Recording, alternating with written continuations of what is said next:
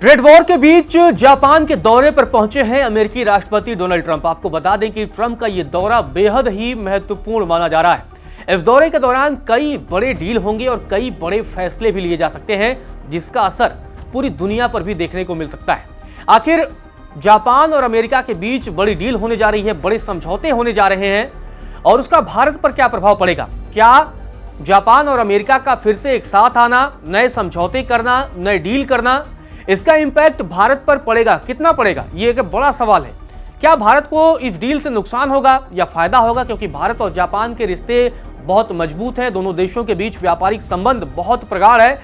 और इतना ही नहीं, पिछले दिनों भारत के प्रधानमंत्री नरेंद्र मोदी जापान के दौरे पर गए थे, लेकिन अब जापान में सरकार बदल चुकी है, नई प्रधानमंत्री मिल चुकी हैं, नई प्रधानमंत्री से प्रधानमंत्री की हमारे बातचीत भी हुई है। लेकिन जो सबसे अहम बात यह है कि आखिर अब जापान और अमेरिका, जो एक समय दोनों के रिश्तों में बेहद खटास देखने को मिल रही थी, जापान के प्रतिनिधिमंडल ने तो अपना दौरा तक रद्द कर दिया था और अब दोनों के बीच एक नया समझौता, एक नई डील होने जा रही है। तो इसका असर क्या पड़ेगा भारत पर, और अमेरिका और जापान के इस डील में क्या क्या होने जा रहा है और कितना इंपॉर्टेंट है, चलिए विस्तार से आपको समझाते हैं। आपको बता दें कि सबसे जो बड़ी बात है कि जापान की नई प्रधानमंत्री बनी है साने ताकाइची। 2019 के बाद आपको बता दें कि अमेरिकी राष्ट्रपति डोनाल्ड ट्रंप जापान पहुंचे हैं, तो ये 6 सालों बाद उनका ये दौरा है। इस दौरे के दरमियान ट्रेड और इन्वेस्टमेंट डील पर बातचीत होगी। आपको बता दें कि ट्रंप और ताकाइची इस दौरान कई मुद्दों पर बातचीत करेंगी। उनका मुख्य फोकस होगा ट्रेड और इन्वेस्टमेंट। आपको बता दें कि ताकाइची ने पिछले दिनों टैरिफ को लेकर भी बयान दिया था। हालांकि टैरिफ को लेकर जापान और अमेरिका के बीच लंबे समय से बवाल भी जारी था। कई बार बवाल भी मचा, कई बार ऐसे कदम भी उठाए गए जिसके बाद से लगा कि दोनों देशों के रिश्तों के बीच बहुत खटास है। ठीक वैसे ही जैसे भारत और अमेरिका के बीच टैरिफ को लेकर जो घमासान मचा रहा। आपको बता दें कि एक समय तो जापानी प्रतिनिधिमंडल ने अमेरिका का दौरा भी रद्द कर दिया था। तो ये बड़ा संदेश दिया था, क्योंकि अमेरिका की तरफ से लगातार दबाव बनाया जा रहा था। उसके बाद से जापान के प्रतिनिधिमंडल ने अमेरिका का दौरा रद्द कर दिया था और बड़े गंभीर आरोप लगाए थे। अब आपको आंकड़ों के जरिए और ग्राफिक्स के जरिए समझाते हैं कि आखिर अमेरिका और जापान के बीच व्यापार क्या है। आपको बता दें कि अमेरिका से जापान को जो निर्यात होता है वो 7.7 लाख करोड़ रुपए का होता है, जबकि जापान से अमेरिका को निर्यात 11.4 लाख करोड़ रुपए का होता है। तो यानी जापान के साथ भी अमेरिका का व्यापार घाटा है। और सबसे बड़ी बात है कि अमेरिका का जापान के साथ भी व्यापार घाटा है। तो इस व्यापार घाटे की पूर्ति ट्रंप लगातार करना चाहते हैं, क्योंकि ट्रंप का यह मानना है कि दुनिया के अन्य देश उनसे टैरिफ वसूलते हैं, लेकिन वो यहां अमेरिका में अपना फ्री में सामान बेचते हैं। आपको बता दें कि अमेरिका जापान को नेचुरल गैस, मशीनरी, मांस, दवाइयां और वैक्सीन निर्यात करता है। इसके अलावा अगर जापान की बात करें तो Japan car, automobile parts, generator, gas turbine, pharmaceutical निर्यात अमेरिका को करता है। तो ये वो प्रोडक्ट हैं जिनके जरिए एक दूसरे के बीच आदान प्रदान होता है। आपको बता दें कि जापान ने 46 लाख करोड़ रुपए के इन्वेस्टमेंट का वादा किया है। तो ये बड़ा अमाउंट है। आप समझिए कि 46 लाख करोड़ बहुत बड़ा अमाउंट होता है और ये वादा जापान ने अमेरिका से किया है। तो ऐसे में ट्रंप चाहते हैं कि जापान बड़े पैमाने पर अमेरिका में निवेश करे। अमेरिकी राष्ट्रपति डोनाल्ड ट्रंप चाहते हैं कि जापान अमेरिका में चिप्स, दवाइयां, जहाज और एनर्जी जैसे सेक्टर में पैसा लगाए। आपको बता दें कि चिप्स वो जो सेमीकंडक्टर का एक बहुत बड़ा पार्ट है और मौजूदा समय में जो चिप का कारोबार है वो दुनिया में बहुत ज़्यादा है। चीन इसमें महारत हासिल किए हुआ है। इसके अलावा चीन को टक्कर देने के लिए अमेरिकी राष्ट्रपति चाहते हैं, क्योंकि सेमीकंडक्टर की वजह से, रेयर अर्थ मिनरल की वजह से लगातार बैकफुट पर हैं अमेरिकी राष्ट्रपति डोनाल्ड ट्रंप। तो ऐसे में जापान से चाहते हैं कि वो चिप्स के मैटर पर, सेमीकंडक्टर उद्योग को लेकर के वहां पर निर्माण करे, निवेश करे, इन चीज़ों को बनाए और वहां पर पैसा लगाए। खास बात यह है कि पिछले दिनों भारत के प्रधानमंत्री नरेंद्र मोदी जब जापान के दौरे पर गए थे, तब भी उन्होंने सेमीकंडक्टर प्लांट का दौरा किया था। इस दौरे के दौरान, क्योंकि भारत के प्रधानमंत्री नरेंद्र मोदी भी अब एक सेमीकंडक्टर उद्योग में भारत में क्रांति लाना चाहते हैं और चाहते हैं कि भारत ही इन चीज़ों का निर्माण करे और दुनिया से आयात कम किया जा सके, क्योंकि सेमीकंडक्टर उद्योग पर बहुत बड़े पैमाने पर चाइना का कब्जा है। उसकी असली वजह है रेयर अर्थ मिनरल। आपको बता दें कि ट्रंप जो निवेश चाहते हैं कि ट्रंप चाहते हैं कि जापान बड़े पैमाने पर अमेरिका में निवेश करे। इससे उनको ये लगता है कि वो अमेरिका में नौकरियां बढ़ेंगी और दोनों देशों के रिश्ते भी मजबूत होंगे।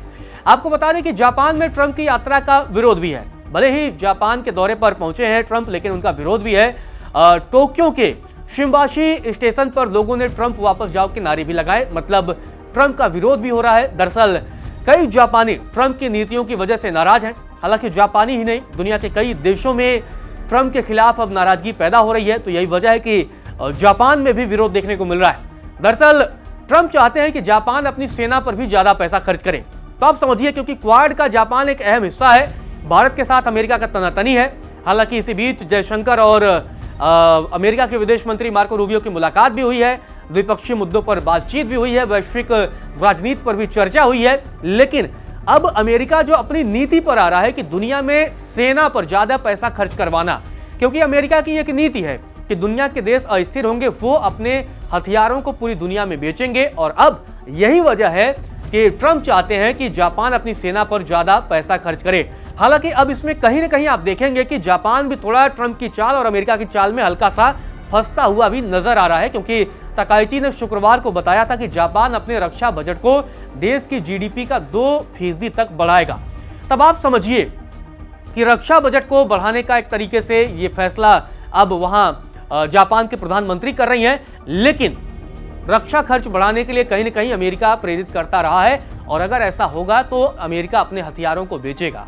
आपको बता दें कि यह फैसला जापान की सुरक्षा नीति में बड़ा बदलाव है, क्योंकि जापान अब तक अपने सुरक्षा में ज्यादा खर्च नहीं करता था। हालांकि तकनीक पर ज्यादा खर्च करता था जापान, और यही वजह है कि दुनिया में तकनीकों के मामले में जापान बेहद आगे है। लेकिन अब रक्षा और सुरक्षा के मद्देनजर भी अमेरिका उसे प्रेरित कर रहा है, और अब जापान ने इस बारे में फैसला भी लिया है। और वहीं व्यापार के बारे में जापान की नई प्रधानमंत्री तकाइची ने ज्यादा कुछ नहीं कहा। उन्होंने बताया कि वह अमेरिकी टैरिफ का असर कम करने की कोशिश करेंगी। इस बैठक के दौरान जुलाई में हुए एक समझौते के मुताबिक आपको बता दें, जापान अमेरिका को 15% टैरिफ देगा और वहां $550 बिलियन का निवेश करेगा।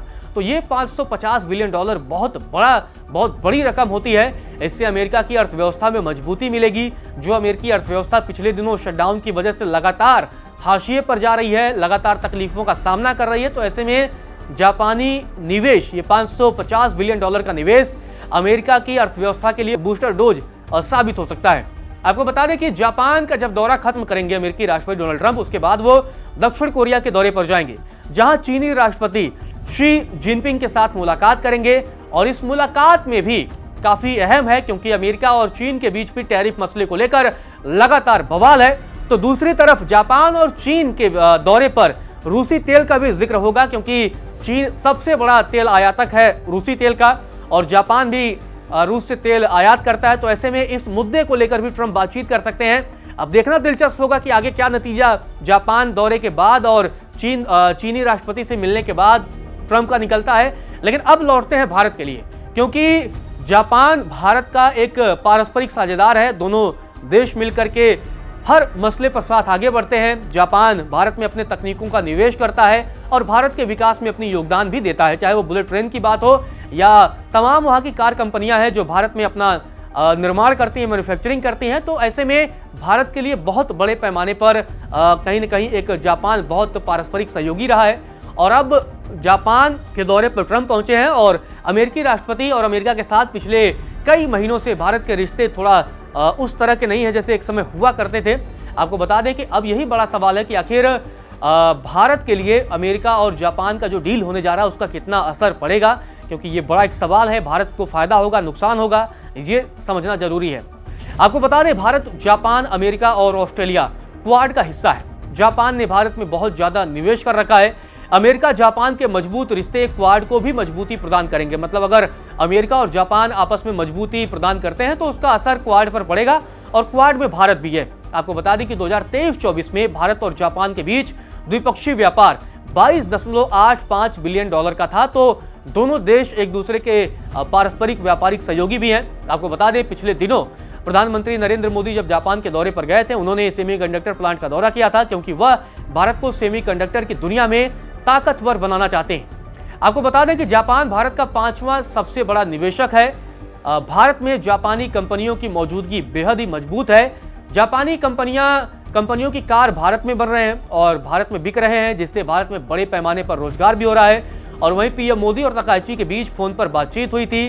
अब आपको ये जानकारी और दे दें कि 1400 से ज्यादा कंपनियां भारत में काम कर रही हैं। ये वो कंपनियां हैं जो जापानी हैं। जिनमें से ऑटोमोबाइल, विद्युत उपकरण और रसायन क्षेत्र प्रमुख है। तो बड़े पैमाने पर जापानी कंपनियां भारत में काम कर रही हैं। लेकिन अब इसका असर ऐसा नहीं देखने को मिलता है कि भारत पर बहुत ज़्यादा निगेटिव पड़ेगा, क्योंकि ट्रंप अपने मन मुताबिक डील करेंगे। अमेरिका जो उनका मेक अमेरिका ग्रेट अगेन का नारा है, उस नारे के लिए काम करेंगे। तो ऐसे में इस बात की संभावना कम है कि वहाँ भारत के मुद्दे पर ज़्यादा चर्चा होगी। हालांकि जो जापान की नई प्रधानमंत्री हैं वो परस्पर चीन की विरोधी मानी जाती हैं, और निश्चित तौर पर भारत के साथ जापान के जो भी प्रधानमंत्री आए, वो किसी भी पार्टी के आए, किसी भी विचारधारा के आए, जापान का भारत के साथ हमेशा से रिश्ता अच्छा रहा है। और ये रिश्ते जो बने हैं भारत और जापान के बीच, वो आने वाले समय में भी देखने को मिलेंगे।